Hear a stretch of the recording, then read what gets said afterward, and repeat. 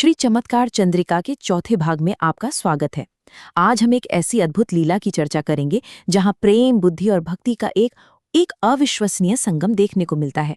तो कहानी की शुरुआत होती है एक बहुत ही गहरे संकट से। श्री राधा रानी मान करके बैठी हैं, मतलब वो रूठ गई हैं, और तीनों लोकों के स्वामी सर्वशक्तिमान श्री कृष्ण उन्हें मनाने में पूरी तरह से नाकामयाब हैं। सोचिए, एक ऐसी स्थिति जहां भगवान खुद को असहाय महसूस कर रहे हैं। अब अपनी इसी बेबसी से निकलने के लिए कृष्ण एक बहुत ही असाधारण योजना बनाते हैं। तो चलिए इस कहानी के पहले हिस्से में चलते हैं और देखते हैं कि आखिर कृष्ण करते क्या है। और दिलचस्प बात यह है कि कृष्ण की कोई भी जानी पहचानी तरकीब काम नहीं आ रही। उन्होंने साम, दाम, दंड, भेद सब कुछ आजमा कर देख लिया, पर सब बेकार। इससे पता चलता है कि राधा रानी का मान कितना गहरा और कह सकते हैं अटूट था। तो कृष्ण एक बड़ी मजेदार योजना बनाते हैं। सबसे पहले वो अपनी चतुर सखी कुंदलता से सलाह मशवरा करते हैं, फिर सुंदर कपड़े और गहने पहनकर एक स्त्री का रूप धरते हैं, अपनी आवाज को कोयल से भी ज्यादा मीठा बना लेते हैं और कलावती नाम की एक महान संगीतकार बन जाते हैं। मतलब राधा तक पहुंचने के लिए उन्हें इतना सब कुछ करना पड़ रहा है। अब कुंदलता जाती है राधा रानी के पास और इस रहस्यमयी कलावती के बारे में बताती है। वो दावा करती है कि संगीत विद्या में यह बृहस्पति को भी पराजित करने वाली है।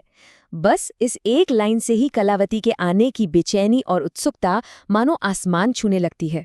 और अब हम कहानी के उस हिस्से में आते हैं जहां कृष्ण मतलब कलावती अपना गाना शुरू करती हैं, और ऐसा लगता है कि बस उनकी कला उन्हें जीत दिलाने ही वाली है। कलावती के गाने का असर तो देखिए, एकदम चमत्कारी था। जैसे ही गाना शुरू होता है, सखियों की आंखों से आंसुओं की नदी बह निकलती है।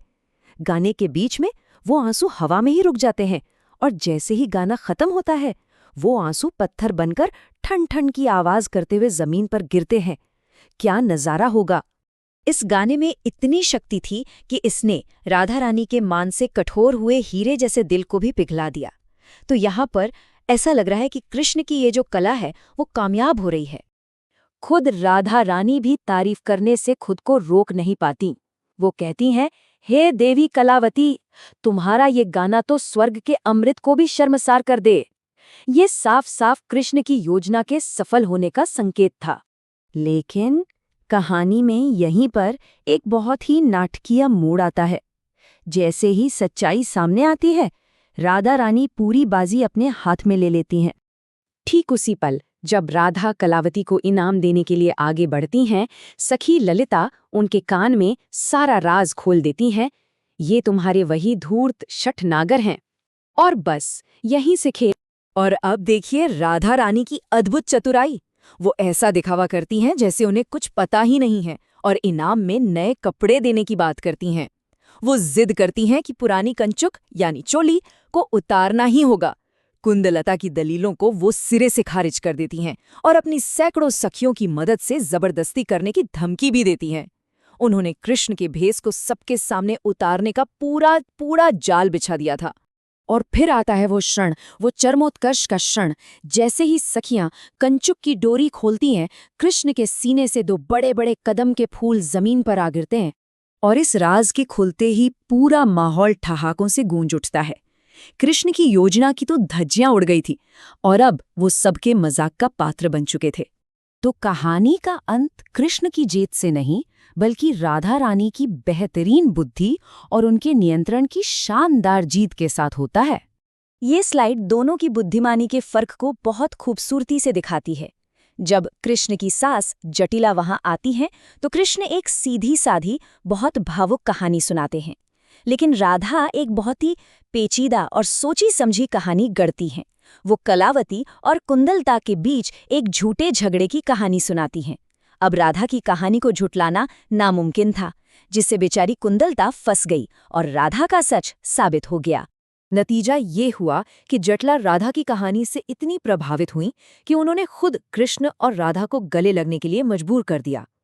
तो देखिए, कृष्ण को अपना लक्ष्य तो मिला, पर उनकी अपनी योजना से नहीं, बल्कि राधा की कहीं ज्यादा बेहतर रणनीति की वजह से। जटिला के जाने के बाद भी कृष्ण अपनी जीत का दावा करते हैं। वो सखियों से कहते हैं, देखो मैंने अपना मनचाहा फल पा लिया, इसलिए तुम सब मुझसे हार गईं। लेकिन ललिता का एक ही तीखा जवाब उनकी इस जीत को एक नैतिक हार में बदल देता है। वो कहती हैं, अपने भाई की पत्नी यानी अपनी भाभी का उपयोग करके आज तुमने मनचाहा फल और एक महान विजय पाई है। बस इस एक वाक्य ने कृष्ण को लाजवाब कर दिया और आखिरी जीत राधा के पक्ष में ही रही। ये कहानी सिर्फ एक साधारण कथा नहीं है, ये एक बहुत गहरे आध्यात्मिक सत्य को दिखाती है।